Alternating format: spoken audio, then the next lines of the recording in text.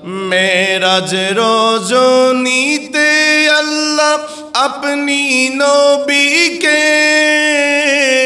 दावत दिए निये गेलेन आरश पाके दावत दिए निये गेलेन आरश पाके मेराज रोजोनीते अल्लाह अपनी नबी के दावत दिए निये गेलेन आरश पाके रब तआला मोहब्बते दिएছেন सालाम या नबी सालाम अलैका या हबीब सालाम या नबी सालाम या हबीब सलाम अस्सलातु वस्सलाम या नबी खैरल अनाम अस्सलातु या नबी खैरल अनाम या नबी सलाम अलैका या हबीब सलाम या नबी सलाम अलैका या हबीब सलाम सकले बोली सल्लल्लाहु अलैहि वसल्लम। उपस्थित ऐतिह्यबाही मस्जिद बैतुल कुद्स दारुल हुदा दरबार गौसिया शरीफेर मुसल्लिन इकराम मुरब्बियान आज़म माइकेर आवाज़ যতটুকু যাচ্ছে পর্দানশীল মা বোনেরা সকলকে আমি আবারও আন্তরিক সালাম জানাচ্ছি। আসসালামু আলাইকুম ওয়া রাহমাতুল্লাহ। মহান রবের দরবারে শুকর আদায় করি আল্লাহ তাআলা আমাদের সকলকে পবিত্র জুমা আদায়ের লক্ষ্যে আল্লাহর ঘর মসজিদে আসার আল্লাহর ওলির জিয়ারত এর নিয়তে আসার আল্লাহ আমাদেরকে তৌফিক দিয়েছেন। সকলে বলি আলহামদুলিল্লাহ। অসংখ্য গণিত বেহদ বেসমার দরুদ প্রেরণ করি আল্লাহর প্রিয় হাবিব সরকার দো জাহা রহমাতুল্লিল আলামিন নবী মুহাম্মদুর রাসূলুল্লাহ সাল্লাল্লাহু আলাইহি ওয়াসাল্লামের নূরানি কদমে। সম্মানিত মুসল্লিন ইকরাম, গত জুমায় আমরা আলোচনা শুনেছি ইসরা সম্পর্কে, অর্থাৎ নবী করিম সাল্লাল্লাহু আলাইহি ওয়াসাল্লাম মসজিদে হারাম থেকে মসজিদে আকসা কিভাবে গিয়েছেন তার সংক্ষিপ্ত আলোচনা আমরা শুনেছি। ইনশাআল্লাহ আজকে শুনব মেরাজ সম্পর্কে। কিতাবের ভাষায় রাসূল করিম সাল্লাল্লাহু আলাইহি ওয়াসাল্লাম মসজিদে আকসা থেকে শুরু করে আমার নবী যে সিদরাতুল মুনতাহা পর্যন্ত গিয়েছেন ততটুক সময়টাকে কিতাবের ভাষায় মেরাজ বলা হয়। জোরে বলি সুবহানাল্লাহ। ইনশাআল্লাহ আল্লাহ যদি তৌফিক দেয় পরবর্তীতে সিদরাতুল মুনতাহা হতে আমার নবী যে আল্লাহর সাথে সরাসরি দিদার করেছেন এতটুক সময়কে কিতাবের ভাষায় মেরাজ বলা হয়।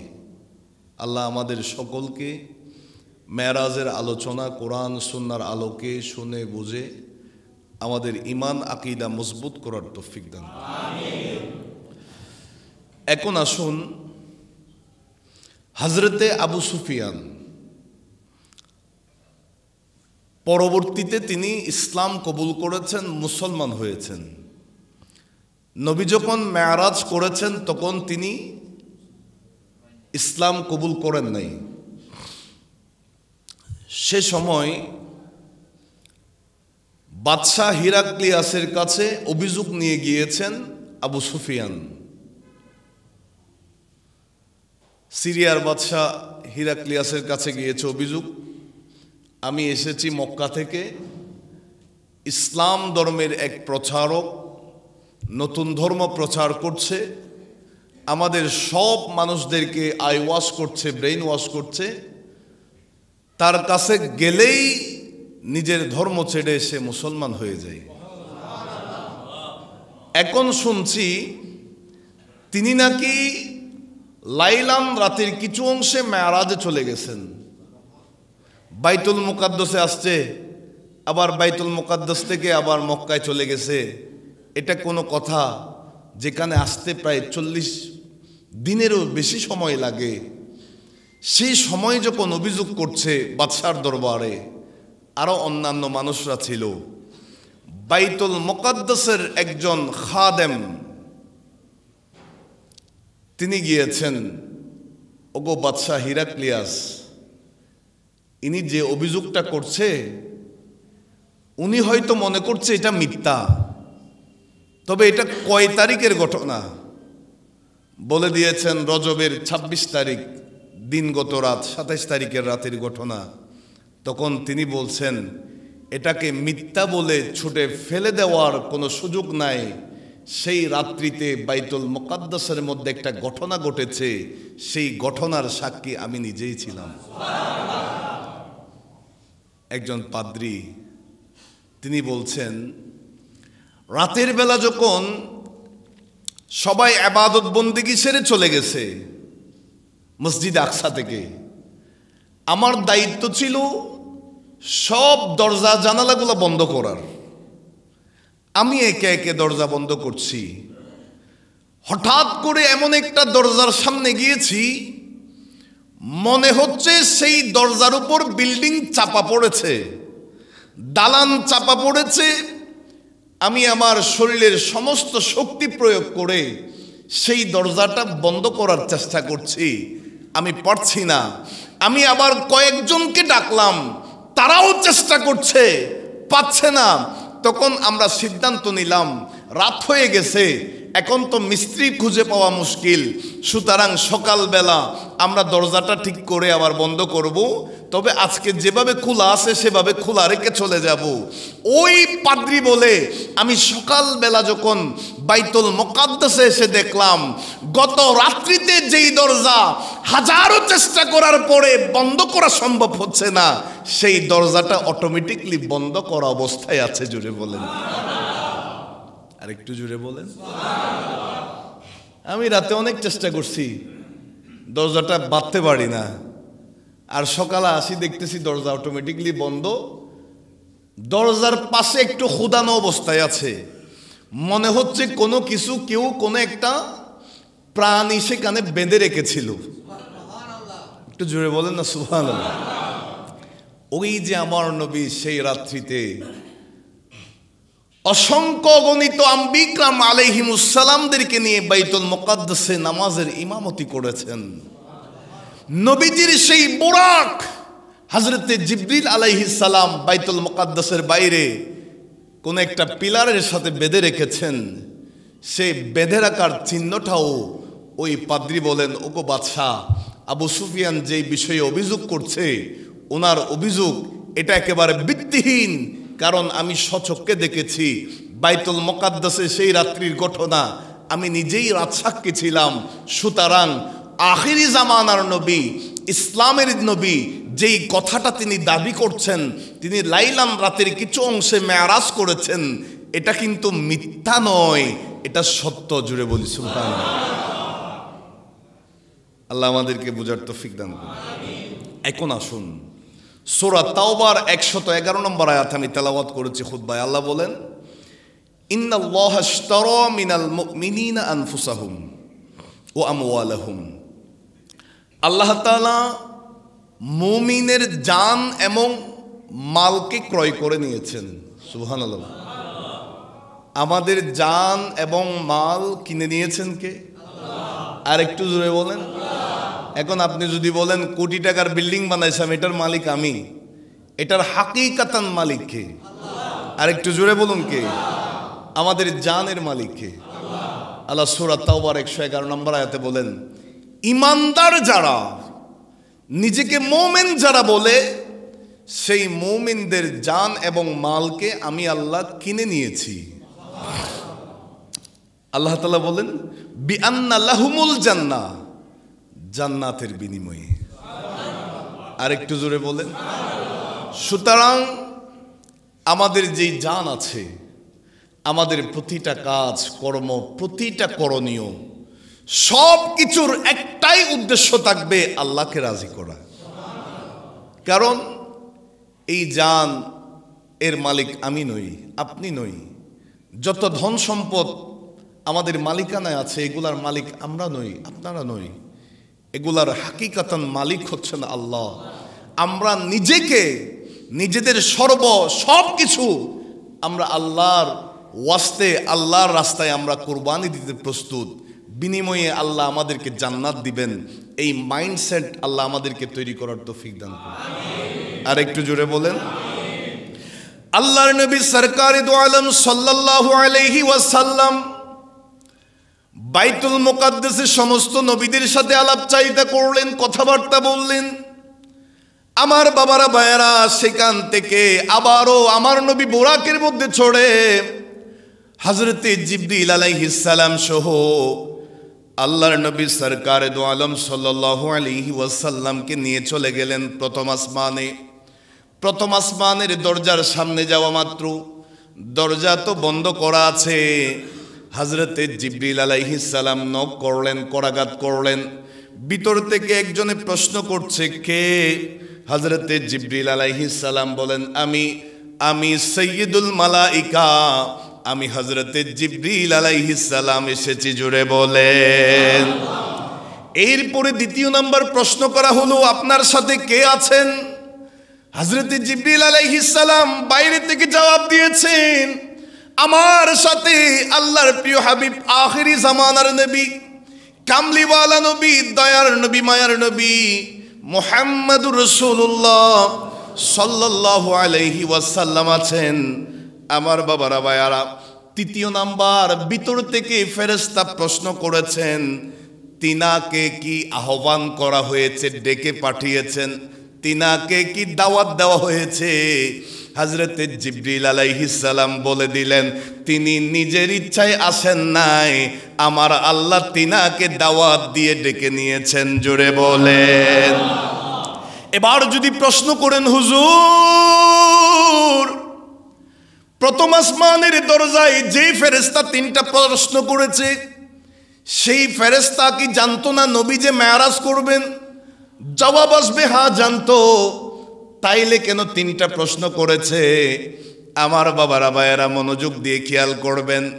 বর্তমান সময়েও আমার নবীর মেরাজকে নিয়ে কটাক্ষ করে, রাসূলুল্লাহর মেরাজের বিরোধিতা করে এমন কিছু সম্প্রদায় আছে, তখনও ছিল। সেই প্রশ্নের শিক্ষা হচ্ছে, আল্লাহর নবীকে ডেকে পাঠানো হয়েছে কিনা, নবী যে আছেন কিনা।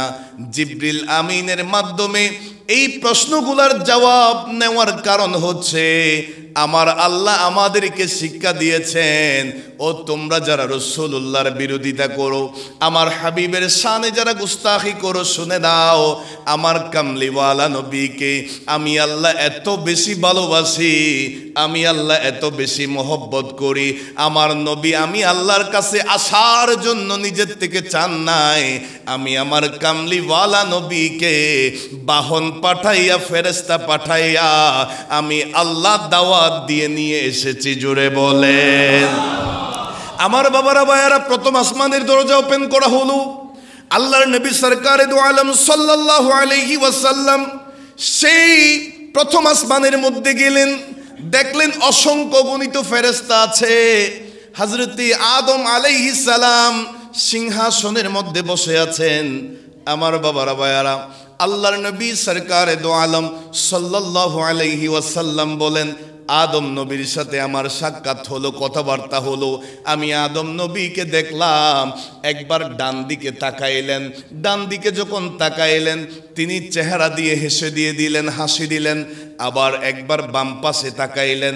বাম পাশে যখন তাকাইলেন, আদম আলাইহিস সালাম চোখের পানি ফেলে ফেলে কান্না করেছেন। আমি আদম নবীকে জিজ্ঞাসা করলাম, ওগো বাবা আদম আলাইহিস সালাম, আপনি একবার ডান দিকে তাকাইলেন, আপনি মুচকি হাসি দিয়ে দিলেন, আবার বাম দিকে তাকাইলেন, কান্না করলেন, কারণ কি? আদম নবী বলেন, ও আখিরি জামানার নবী, ডান ডান পাশে আমি যখন তাকাইলাম, আপনার উম্মতের মধ্যে যারা জান্নাতে যাবে, আমার সন্তানদের মধ্যে যারা জান্নাতে যাবে, তাদের রূহগুলাকে দেখে আমি হাসি দিয়ে দিয়েছি। আর বাম পাশে যখন তাকাইলাম, আপনার উম্মতের মধ্যে যারা জাহান্নামে যাবে, তাদের রূহগুলা দেখে আমি কান্না করে দিয়েছি। আল্লাহর নবী সরকারে দো আলম সাল্লাল্লাহু আলাইহি ওয়াসাল্লাম বলেন, প্রথম আসমানের মধ্যে আমি একদল ফেরেশতাকে দেখেছি যারা দাঁড়ানো অবস্থায় সুবহুন কুদ্দুসুন রব্বুনা ওয়া রব্বুল মালাইকাতি ওয়ার রূহ এইভাবে তাসবিহ পড়ছে দাঁড়িয়ে দাঁড়িয়ে। আমার নবী বলেন, প্রথম আসমানের ওই সমস্ত ফেরেশতাদেরকে আমার আল্লাহ দাঁড়িয়ে দাঁড়িয়ে তাসবিহ পড়ার জন্য ফিট করে দিয়েছেন। জোরে বলেন, আরো জোরে বলেন। আমার নবী বলেন, প্রথম আসমানে আদম নবীর সাথে কথাবার্তা হয়ে আমরা রওনা হয়ে গেলাম সামনের দিকে।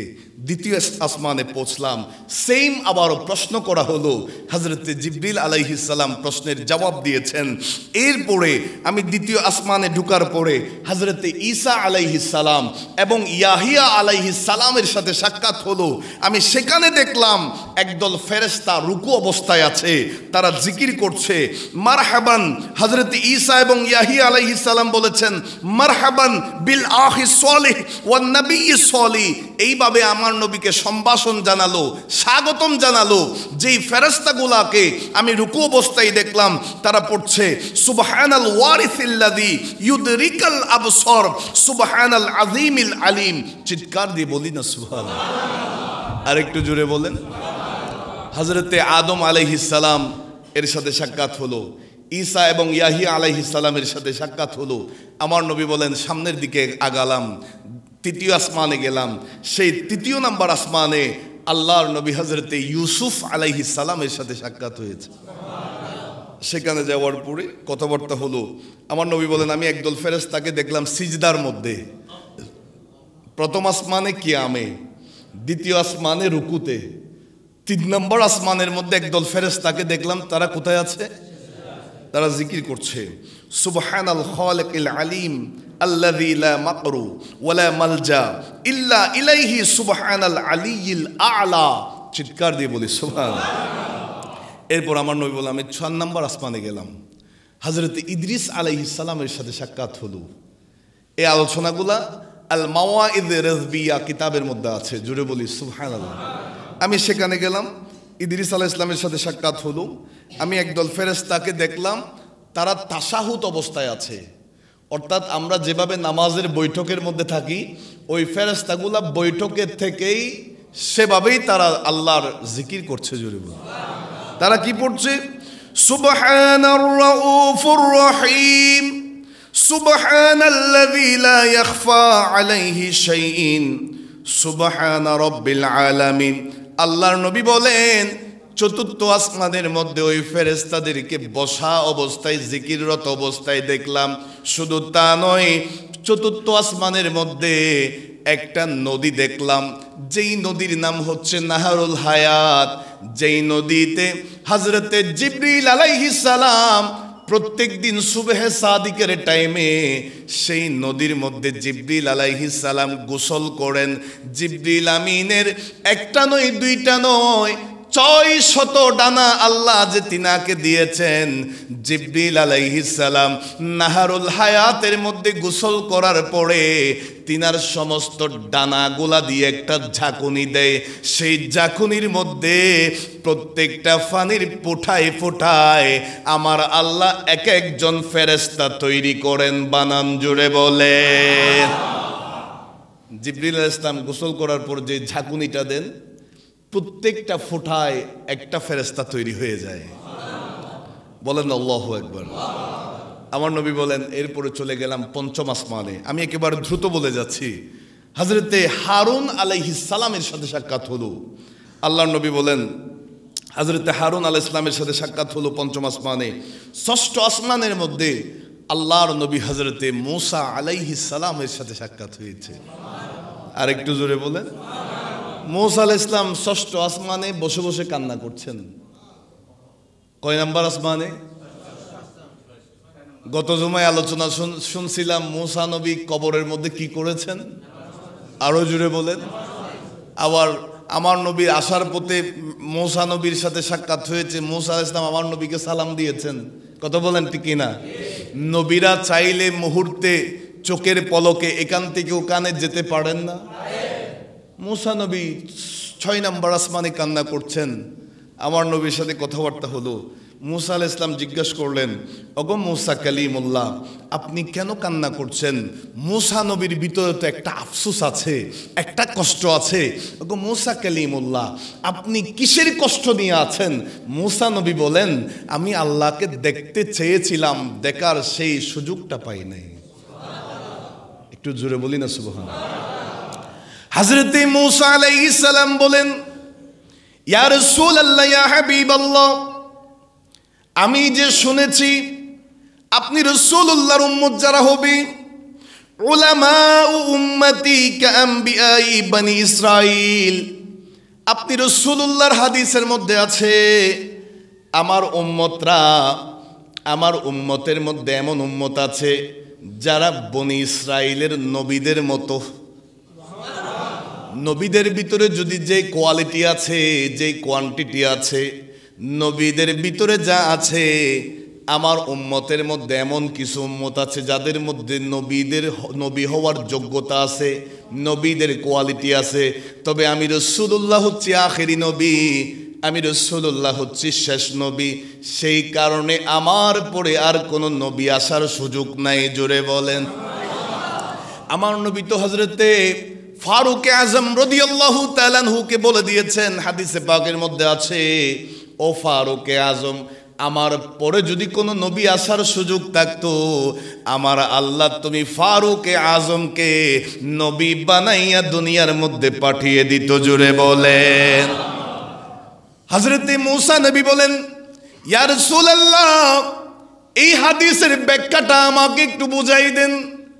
তৎক্ষণাৎ আল্লাহ তাআলা হযরতে আল্লাহর ওলি হযরতে ইমাম গাজ্জালী রাদিয়াল্লাহু তাআলা তিনাকে রুহ জগৎ থেকে তিনার রুহটা সেই 6 আসমানের মধ্যে নিয়ে এসেছেন। কিতাবের মধ্যে এইভাবে পাইলাম 6 নাম্বার আসমানের মধ্যে ইমাম গাজ্জালীর রুহ মুবারকটা নিয়ে এসেছেন। মূসা আলাইহিস সালামের সাথে সাক্ষাৎ করাই দিলেন। মূসা আলাইহিস সালাম তিনাকে দেখার পরে জিজ্ঞাসা করলেন, আপনার নাম কি? হযরতে ইমাম গাজ্জালী এই প্রশ্নের জবাবে নিজের নাম বললেন, নিজের বাবার নাম বললেন, নিজের দাদার নাম বললেন, দাদার বাবার নাম বললেন। এইভাবে বলতে বলতে তিনার 6 পুরুষের নাম পর্যন্ত বলে দিয়েছেন এক প্রশ্নের জবাবে। চিৎকার দিয়ে বলেন না সুবহানাল্লাহ। মূসা আলাইহিস সালাম বলেন, আমি তো আপনাকে আপনার নাম জিজ্ঞেস করছি, আপনি আপনার 6 পুরুষ পর্যন্ত নাম বলে দিয়েছেন। হযরতে ইমাম গাজ্জালী বলেন, আপনিও তো আল্লাহর একটা প্রশ্নের মধ্যে অসংখ্য জবাব দিয়ে দিয়েছেন। হযরতে মূসা আলাইহিস সালামের সাথে আমার নবী মেরাজ করে চলে এসেছেন। আসার টাইমে আমার বাবারা ভাইয়েরা, মূসা নবীর সাথে সাক্ষাৎ হয়েছে। ঘটনা আমরা সবাই জানি। ঈমান তাজা করার কারণ, ঈমান আকীদা মজবুত করার নিয়তে এই কথাগুলা বলা। নবী মেরাজে চলে গেছেন, আলোচনা পড়ে আসবে। আসার টাইমে মূসা নবীর সাথে সাক্ষাৎ হয়েছে। মূসা আলাইহিস সালাম জিজ্ঞাসা করলেন, ইয়া রাসূলুল্লাহ, ইয়া হাবিবাল্লাহ, আল্লাহর সাথে মেরাজ করেছেন, দিদার করেছেন, পাইলেন কি আপনি? আল্লাহ আপনাকে কি তোহফা দিয়েছেন, কি হাদিয়া দিলেন? আমার নবী মুচকি হেসে বলে, আল্লাহ আমাকে 50 ওয়াক্ত নামাজ দিয়েছে আমার উম্মতের জন্য তোহফা হিসাবে। হযরতে মূসা আলাইহিস সালাম বলেন, রাসূল গো, আপনার উম্মত 50 ওয়াক্ত নামাজ পড়তে পারবে না। আমার উম্মতরা ইবাদতের ক্ষেত্রে অবহেলা করেছে, আপনার উম্মত হয়তো অবহেলা করবে। অবহেলার কারণে তারা তো জাহান্নামী হয়ে যাবে। ইয়া রাসূলুল্লাহ, আপনি আল্লাহর কাছে আবার চলে যান, আপনার উম্মতের জন্য 50 ওয়াক্ত নামাজ কমায় আনেন। আমার বাবারা বায়ারা, নবী গেলেন 5 ওয়াক্ত কমাইলেন, আবারও আসলেন, আবারও গেলেন। এইভাবে কমাইতে কমাইতে আমার নবী 9 বার গিয়েছেন, 45 ওয়াক্ত কমাইলেন। আল্লাহ তাআলা বলে দিয়েছেন আপনার উম্মত আদায় করবে 5 ওয়াক্ত, আমি আল্লাহ ইবাদতের সওয়াব দিব 50 ওয়াক্তের। এখানেই শেষ নয়। মুসা আলাইহিস সালামকে যদি জিজ্ঞাসা করা হয়, ওগো মুসা কালিমুল্লাহ, আখিরি জামানার উম্মতের, নবীর উম্মতের এত দরদি হলেন কেন আপনি? আপনার উদ্দেশ্যটা কি? মুসা নবীর জবাব আসবে, আল্লাহ তো দেখার সুযোগ পাই নাই, আল্লাহকে তো দেখতে পারি নাই।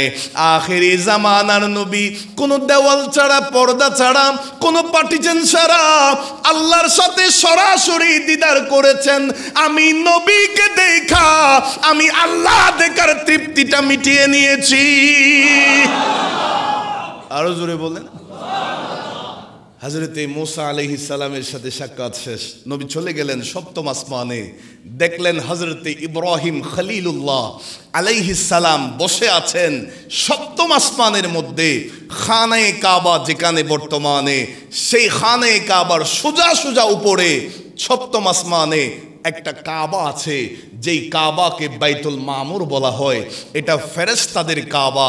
এই জমিনের কাবায় আমরা আপনারা তাওয়াফ করি, আর সেই বাইতুল মামুর, সেই খানায়ে কাবা যেটা 7ম আসমানে আছে, সেখানে আল্লাহর ফেরেশতারা সেখানে তাওয়াফ করছে। জুড়ে হযরত ইব্রাহিম আলাইহিস সালাম এই খানায়ে কাবার, বাইতুল্লাহ শরীফের তিনি ছিলেন খাদেম, তিনি ছিলেন মতোয়াল্লি। আমার আল্লাহ তিনাকে আল্লাহর এই ঘরের খেদমত করার বিনিময়ে ওই ফেরেশতাদের কাবার খেদমত করার সুযোগ দিয়ে দিয়েছেন। সেখানে ইব্রাহিম নবীর সাথে আমার নবীর সাথে সাক্ষাৎ হলো, কথাবার্তা হলো। আল্লাহর নবী হযরত ইব্রাহিম আলাইহিস সালাম বলেছেন, ইয়া রাসূলুল্লাহ, ইয়া হাবিবাল্লাহ, আপনি তো মেরাজে যাচ্ছেন, আবার জমিনে চলে যাবেন, আপনার উম্মতদের জন্য একটা তোহফা নিয়ে যান এই 7ম আসমান থেকে। জুড়ে বলেন। আপনি আপনার উম্মতদেরকে বলবেন, তারা দুনিয়াতে থাকা অবস্থায় তারা যেন বেশি বেশি জান্নাতের মধ্যে বৃক্ষ রোপণ করে, গাছ রোপণ করে। সুবহানাল্লাহ বলেন। আমার নবীকে বলে দিয়েছেন তারা জমিনে থাকা অবস্থায় সুবহানাল্লাহি ওয়ালহামদুলিল্লাহি ওয়ালা ইলাহা ইল্লাল্লাহু ওয়াল্লাহু আকবার ওয়ালা হাওলা ওয়ালা কুওয়াতা ইল্লা বিল্লাহিল আলিয়্যিল আযীম। একবার তেলাওয়াত করা মানে জান্নাতের মধ্যে একটা গাছ রোপণ করে ফেলা। আর একটু জোরে বলেন। আপনি যদি দৈনন্দিন প্রতিদিনে যদি আপনি 10 বার করে পড়েন, জান্নাতে আপনার নামে 10টা গাছ রোপণ হয়ে যাবে। হযরত ইব্রাহিম আলাইহিস সালাম বলে দিয়েছেন, আপনি আপনার উম্মতদেরকে বলে দিবেন তারা যেন দুনিয়াতে থেকেই জান্নাতে গাছ রোপণ করে। যদি জিজ্ঞেস করা হয়, হুজুর গাছ তো রোপণ করছি দুনিয়াতে থেকে, আমার বাবারা ভাইয়ারা, পুলসিরাত পার হয়ে যখন আমরা আপনারা জান্নাতে চলে যাব আমার নবীর সুপারিশে, তখনই আমরা সেই জান্নাতের যেই গাছের মালিকানা দুনিয়াতে থাকা অবস্থায় হয়েছি, সেই গাছগুলা, আমাদের সম্পদগুলা ফেরেশতাদের মাধ্যমে আল্লাহ আমাদেরকে বুঝিয়ে দিবেন। আর একটু জোরে বলেন। এরপরে আমার নবী সরকারে দো আলম সাল্লাল্লাহু আলাইহি ওয়াসাল্লাম চলে গিয়েছেন সিদরাতুল মুনতাহায়। 7ম আসমান কমপ্লিট করে আমার নবী জান্নাত প্রদক্ষিণ করলেন, জাহান্নাম প্রদক্ষিণ করলেন, দেখলেন সব কিছু। আরো বিস্তারিত আলোচনা আছে, আমি ওদিকে যাচ্ছি না। আমার নবী গেলেন সিদরাতুল মুনতাহায়। সিদরাতুল মুনতাহা এটা একটা গাছ, যেখানে হযরতে জিবরিল আলাইহিস সালামের বাড়ি। সুবহানাল্লাহ বলেন। সেই সিদরাতুল মুনতাহায় আমার নবী গেলেন। নবী বলেন, ওই গাছটার পাতাগুলা হাতির কানের মতো বড় বড়। সুবহানাল্লাহ বলেন। এরপর আমার নবী বলেন, সেই গাছের ফল যেগুলো আছে সিদরাতুল মুনতাহায়, ওই গাছের যে ফলগুলো আছে এক একটা ফল উহুদ পাহাড় সমপরিমাণ। আমার নবী বলেন, আমি দেখলাম ওই যারা আল্লাহর রাস্তায় শহীদ হয়ে গেছে, আমার আল্লাহ যে বলেছেন ওয়ালা তাকুলু লিমাই ইউকতালু ফি সাবিলিল্লাহি আমওয়াত বাল আহইয়াউন ওয়ালাকিন লা তাশউরুন। আমার আল্লাহ বলেন, তোমরা যারা ইন্তেকাল করেছে, যারা শহীদ হয়েছে আল্লাহর রাস্তায়, নিজের জান দিয়ে দিয়েছে, তোমরা তাদেরকে মরা বলিও না, মৃত বলিও না। বাল আহইয়া, তারা জিন্দা আছে। ওয়ালাকিন লা তাশউরুন, তোমরা সেটা বুঝতে পারো না। নবী বলেন, আমি শহীদদেরকে দেখলাম সেই সিদরাতুল মুনতাহায়, ওই গাছের উহুদ পাহাড় সমপরিমাণ ওই ফলগুলা শহীদরা তাদের পাখির সূরত নিয়ে সেই ফলগুলা ভক্ষণ করছে। আরেকটু জোরে বলেন। তাইলে শহীদদের মর্যাদার মধ্যে একটা মর্যাদা হচ্ছে তারা সিদরাতুল মুনতাহায় ওই গাছের ফল ভক্ষণ করবে। জোরে বলি না সুবহানাল্লাহ। আমার নবী তারপরে বলেন, ক্বালা রাসূলুল্লাহ সাল্লাল্লাহু আলাইহি ওয়াসাল্লাম, আল্লাহর নবী বলেন, ফাইদা আরবাআতু আনহার, সেই সিদরাতুল মুনতাহা থেকে 4টা নদী প্রবাহিত হয়েছে। কয়টা? আরো জোরে বলেন কয়টা? আনহারি নাহরানে বাতিনানে, 2টা নদী গোপন। এই 2টা নদীর সন্ধান কেউ পাবে না দুনিয়াতে, সেই 2টা নদী গোপন। ওয়ানাহরানে জাহিরানে, আর 2টা নদী প্রকাশ্য, ওপেন। এই 2টা নদী সবাই চিনে। আমার নবী বলেন, ফাকুলতু মা হাযা ইয়া জিবরাইল, হযরত জিবরাইল আলাইহিস সালামকে জিজ্ঞেস করলেন, ক্বালা আম্মাল বাতিনানে ফানাহরানে ফিল জান্নাহ। জিবরিল আলাইহিস সালাম বলেন, ইয়া রাসূলুল্লাহ, যেই 2টা নদী গোপন, সেই 2টা নদী সন্ধান জান্নাতের মধ্যে আছে। ওয়া আম্মা যাহিরানে, আর ফানাহরানে, ওয়া আম্মা যাহিরানে, আর যেই 2টা নদী প্রকাশ্য, সেই 2টা নদী হচ্ছে, একটা হচ্ছে ফান্নীল, ওই মিশরের নীল নদ, ওয়াল ফুরাত, আর সেই কারবালার প্রান্তরে যেই ফুরাত নদী, সেই ফুরাত, মিশরের নীল নদ এবং ফুরাত নদী, যেই নদীর শুরু স্টার্টিং হয়েছে সিদরাতুল মুনতাহা থেকে। বলেন আল্লাহু আকবার। এখন আসুন, সিদরাতুল মুনতাহায় আমার নবী অবস্থান করেছেন, এরপরে সামনের দিকে যাবে। বুরাক আর নিয়ে সামনের দিকে যাওয়া যাবে না। রফরফ নামক এক সিংহাসন আল্লাহর পক্ষ থেকে এসেছে, যেটার উপরে আমার নবী কদম রেখেছেন। জিবরাইল আলাইহিস সালামকে বলেন, জিবরিল আসো। হযরত জিবরিল আলাইহিস সালাম একটা জবাব দিয়েছেন আমার নবীকে, ক্বালা জিবরিল লা আকদিরু ইয়া রাসূলুল্লাহ, আমি কদম দিতে পারবো না। ওয়ালাউ খাতাউতু খুতওয়াতান লাহতারাকতু। হযরত জিবরিল আলাইহিস সালাম বলেন, ইয়া রাসূলুল্লাহ, ইয়া হাবিবাল্লাহ, আমি আর সামনের দিকে যেতে পারবো না, আমি সামনের দিকে একটা কদমও দিতে পারবো না। সামনের দিকে যাওয়ার, সামনের দিকে কদম দেওয়ার সেই পাওয়ার, সেই কোয়ালিটি আমি জিবরিলের মধ্যে নাই।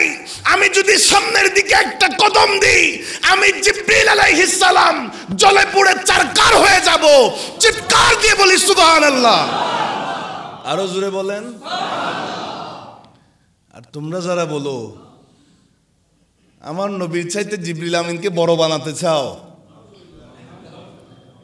নবীর শানমানের চাইতে জিবরিলের শানমান বেশি বেশি বলতে চাও, তাদেরকে জবাব দিয়ে দিয়েছেন জিবরিল আলাইহিস সালাম মেরাজের রাত্রিতে সিদরাতুল মুনতাহায়। নবী গো, আমার সেই কোয়ালিটি নাই, আমার সেই ক্ষমতা নাই, আল্লাহরও নির্দেশ নাই। আমি সিদরাতুল মুনতাহা পর্যন্ত আমার দৌড়, যেখানে জিবরিল আমিনের দৌড় শেষ, সেখানে আমার নবী শুরু করেছেন। যেখানে জিবরিল আমিন ইয়া রাসূলুল্লাহ আমার যত ক্ষমতা, যত পাওয়ার, সিদরাতুল মুনতাহা পর্যন্ত সামনের দিকে নাই, আর আমার নবী শুরু করে দিয়েছেন। আল্লাহ তাদেরকে বুঝার তৌফিক দান। হযরত জিবরিল আলাইহিস সালাম আমার নবীর কাছে আসলেন, চেহারা মলিন, চেহারা একেবারে মলিন। নবী জিজ্ঞাসা করছেন, জিবরিল, আজকে তোমাকে এত মলিন দেখা যায় কেন? হযরতে জিবরিল আলাইহিস সালাম বলেন, ইয়া রাসূলুল্লাহ, আমি আসার সময় কুহে কাফ নামক একটা পর্বত আছে, ওই পর্বতে আল্লাহর এক ফেরেশতাকে দেখলাম পড়ে আছে, অন্ধকার একটা গুহা, সেখানে বসে বসে চোখের পানি ফেলে ফেলে কান্না করছে।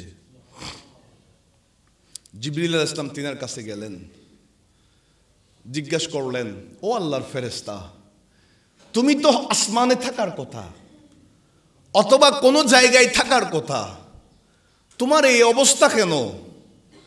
ওই ফেরেশতা চোখের পানি ফেলে ফেলে বলে, ওগো আল্লাহর ফেরেশতা জিবরিল আলাইহিস সালাম, সাইয়্যিদুল মালায়েকা, আমার দায়িত্ব ছিল ৬ষ্ঠ আসমানে, ৬ নাম্বার আসমানে। আমি শুধু ফেরেশতা ছিলাম না, ফেরেশতাদের সরদার ছিলাম।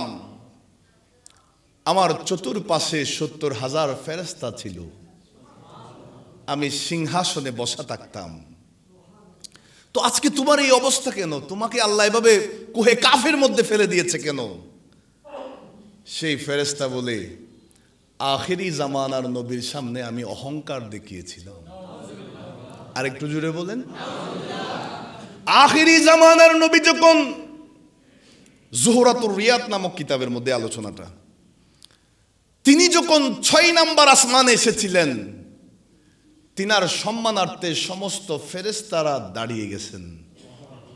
আর একটু জোরে বলে, আমার ভিতরে একটু অহংকার এসেছে, আমি ৭০,০০০ ফেরেশতার একজন লিডার, বসে আছি সিংহাসনে, আমি দাঁড়াই নাই, নবীর সম্মানার্থে দাঁড়াই নাই, সেজন্য আল্লাহ আমাকে কুহে কাফের মধ্যে ছুঁড়ে ফেলে দিয়েছে।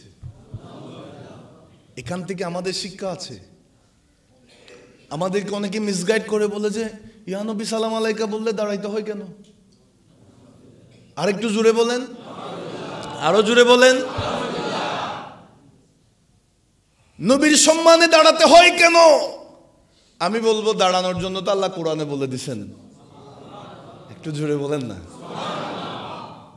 বর্তমানে তো মিডিয়ার সুবাদে আমরা দেখতে পাই, তাদের বড় হুজুর স্টেজে আসলে ওয়াজ অবস্থায় দাঁড়ায় যায়, আরেক হুজুরে ওয়াজ করতেছে, উস্তাদ থেকে যা নেওয়ার নিয়ে নাও, সমস্ত ছাত্ররা কদমের মধ্যে ঠোঁট লাগাই দিছে। তোমরাও তো করতেছো, আবার আমরা নবীর সম্মানে দাঁড়াইলে আমাদেরকে বেদাত শিরকের ফতোয়া দাও, এ ধরনের হয় না?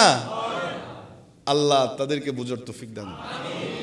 ওয়াসাল্লিমু তাসলিমা, এই শব্দের তাফসীর যারা পড়বে, ওয়াসাল্লিমু তাসলিমা, আল্লাহ বলেছেন, ইন্নাল্লাহা ওয়া মালাইকাতাহু ইউসাল্লুনা আলান নবী, আমি আমার ফেরেশতাদেরকে নিয়ে নবীর উপর দরুদ পড়ি। আল্লাহ তাআলা বলেন, ইয়া আইয়ুহাল্লাযিনা আমানু সাল্লু, ও ঈমানদাররা তোমরাও পড়ো, আলাইহি, আমার নবীর উপর, ওয়াসাল্লিমু তাসলিমা। আল্লাহ কিভাবে পড়বো? আমার আল্লাহ বলেন, সম্মানের সাথে পড়ো। আল্লাহ কিভাবে পড়বো? আমার আল্লাহ বলেন, তাজিমের সাথে পড়ো।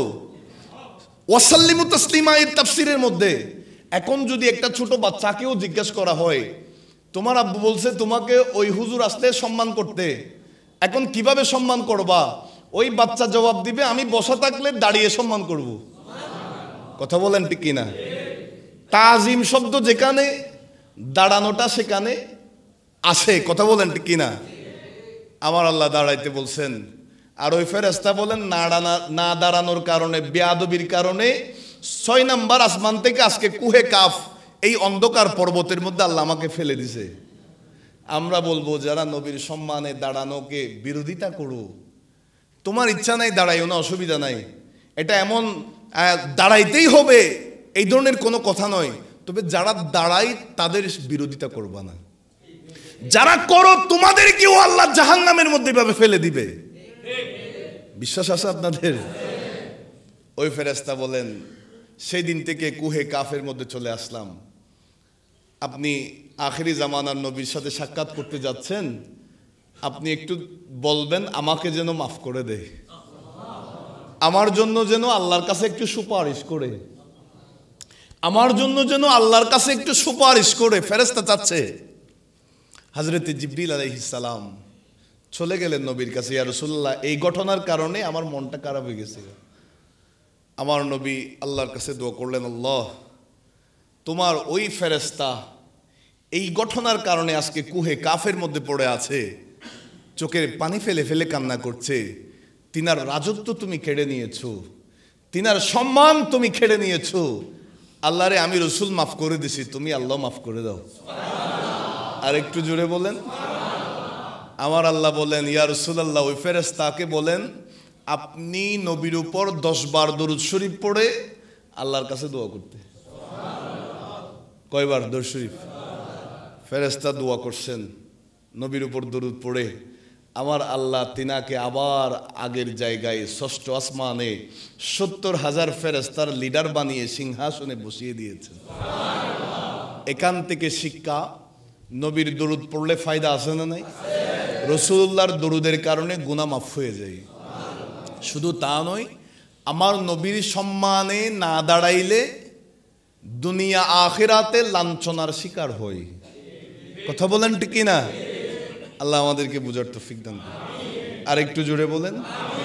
যা আলোচনা আমরা শুনেছি, এই মেরাজ সম্পর্কে আলোচনা আজকে যা শুনলাম, আল্লাহ তাআলা এগুলা যা আলোচনা শুনলাম আমাদের ঈমান আকীদা মজবুত রাখার তৌফিক দান করুন। বিশেষত আগামী 27শে জানুয়ারি সোমবার, আগামী সোমবার দিবাগত রাত্রে পবিত্র শবে মেরাজ পালন হবে। এই দরবারে বাদে মাগরিব থেকে ইনশাআল্লাহ শবে মেরাজের আলোচনা, দোয়া মাহফিল অনুষ্ঠান হবে। একটা হাদিস শরীফ বলছে, 1 মিনিটে মনোযোগ। যে হাদিসটা আমি বলেছিলাম শুরুতে রজব মাসের ফজিলত সম্পর্কে, আন সালমান আল ফারসি রাদিয়াল্লাহু তাআলা আনহু ক্বালা রাসূলুল্লাহ সাল্লাল্লাহু আলাইহি ওয়াসাল্লাম, আল্লাহর নবী বলেন, ফি রজাবিন ইয়াউমুন ওয়া লাইলাতুন, রজবে এমন এক দিন আছে, এমন এক রাত আছে, মান সামা যালিকাল ইয়াউম, যেই ব্যক্তি দিনে রোজা রাখবে, ওয়াকামা তিলকাল লাইলা, রাতে রোজা রাখবে, দিনে রোজা রাখবে, রাতে নামাজ পড়বে, দিনে রোজা রাখবে, রাতে নামাজ পড়বে, কানা কামান সমা মিনাদ দাহার, সে যেন পুরা বছর রোজা রাখার সওয়াব পাবে। এরপরে মিয়াতা সানাতান, 100 বছরের কথা বলছেন। সুবহানাল্লাহ বলেন। আল্লাহ তাআলা তাকে 100 বছর রোজার সওয়াব দিবেন। ওয়াকামা মিয়াতা সানাতান, আল্লাহ তাআলা তাকে 100 বছর নামাজ আদায়ের সওয়াব দিবে। ওয়াহুয়া সালাসুন বাকাইনা মিন রজাবিন ওয়াফিহি বাআসাল্লাহু মুহাম্মাদান সাল্লাল্লাহু আলাইহি ওয়াসাল্লাম।